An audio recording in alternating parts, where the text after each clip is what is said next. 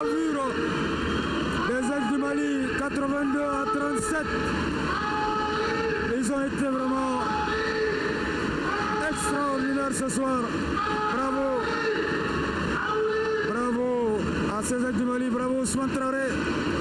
Bravo Mohamedou Kanté, bravo Abdraman Douma Maïga. Bravo Ibrahim Djambo. Bravo Mamadou Dramé.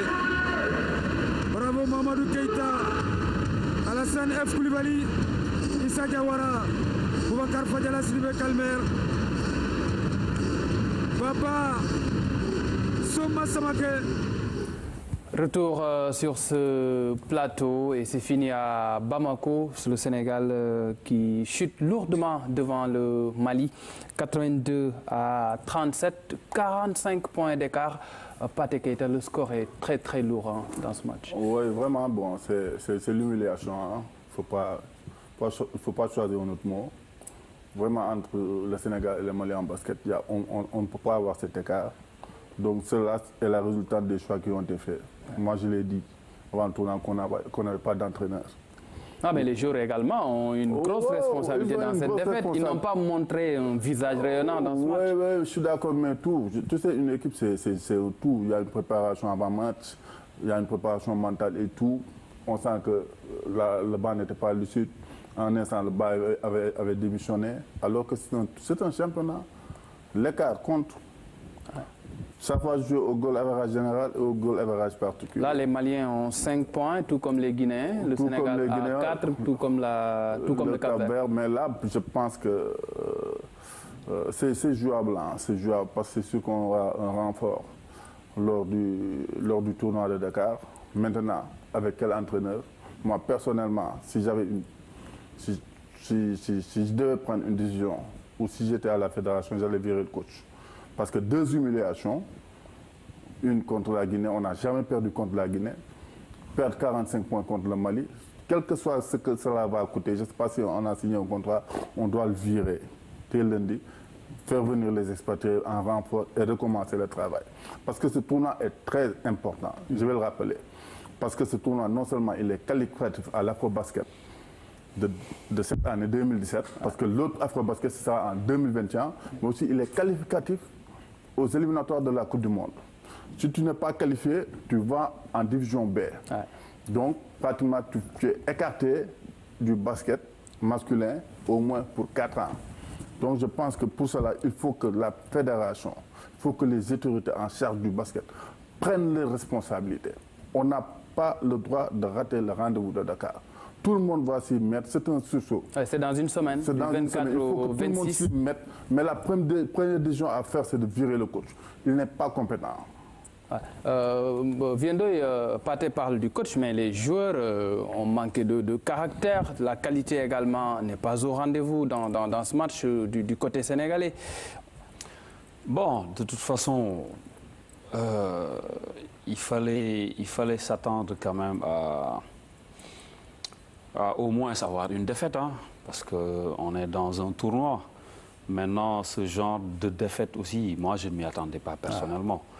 Maintenant, c'est arrivé, parce que c'est sûr et certain que ces joueurs qui sont à Bamako n'ont pas le niveau des Gorgui, des Malais et tout.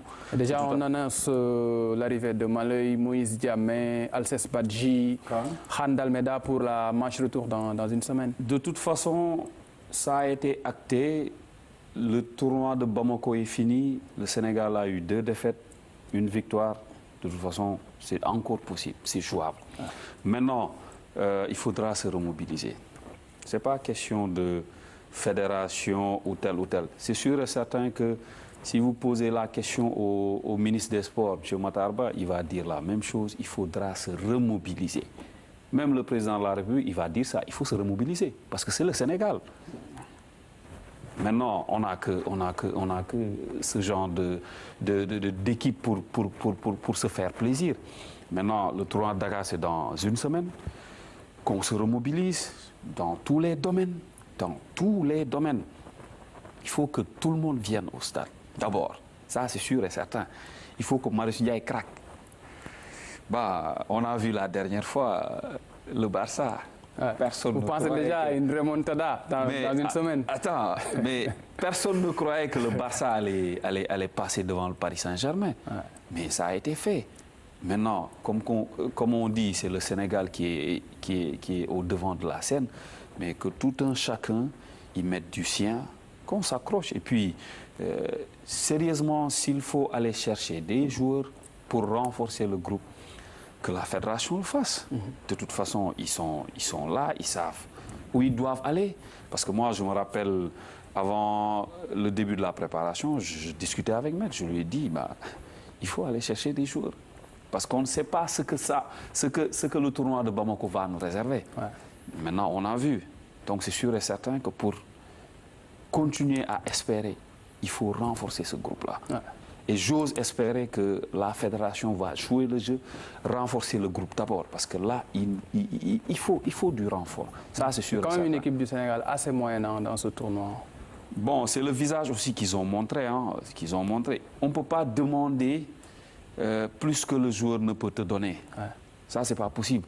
Bon, le niveau est différent. Parce qu'un Gorgui qui joue en NBA, les gens te disent non, mais s'il y avait Gorgui, mais Gorgui, il ne peut pas venir. Malay, il ne pouvait pas venir. Dalmeda, il ne pouvait pas venir. Donc, on n'avait que ça sous la main. Donc, on a essayé de faire avec. Ouais.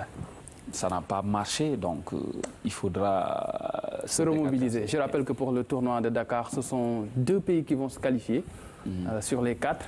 Donc, il reste de la place. Oui, le problème est que nous avons notre destin en main. Ouais. Nous avons notre destin en main. On gagne les 3 matchs, on se qualifie. C'est possible parce qu'on joue à domicile. Ouais. On a montré un bon visage contre le Cap-Vert, bien qu'on pouvait faire plus. Mais on peut bien battre le Cap-Vert. Surtout que c'est chez nous. La Guinée, on peut bien les battre. Le Mali, on peut les battre si le groupe est renforcé. Mais je pense qu'il y a un travail mental à faire. Comme Vieux l'a dit tout à l'heure, il faut qu'on se remobilise, que tout le monde s'y mette. Mais aussi, il faut que le staff technique soit renforcé. Moi, le coach ne me convainc pas. Pour 2 raisons. Parce que non seulement il n'a pas de vécu, mais aussi ce qu'il a montré durant le tournoi, parce qu'on lui tendait le micro lors des temps morts. Le discours n'y était pas. Donc je pense qu'il faut que les gens essaient de réfléchir par rapport à cela. Parce qu'un tournoi de cette importance, on ne peut pas le donner à un gamin qui vient de commencer d'entraîner. Merci Pathé Keïta. Merci à Vieux Ndoye. Le temps qui nous est imparti est épuisé. Il y a le journal de 20h qui attend de l'autre côté. Je rappelle que pour le tournoi de la zone 2, match retour, ce sera du 24 au 26 mars prochain, déjà la semaine prochaine. Et ça sera en direct sur la RTS. Merci à tous et bonne suite de programme sur nos antennes.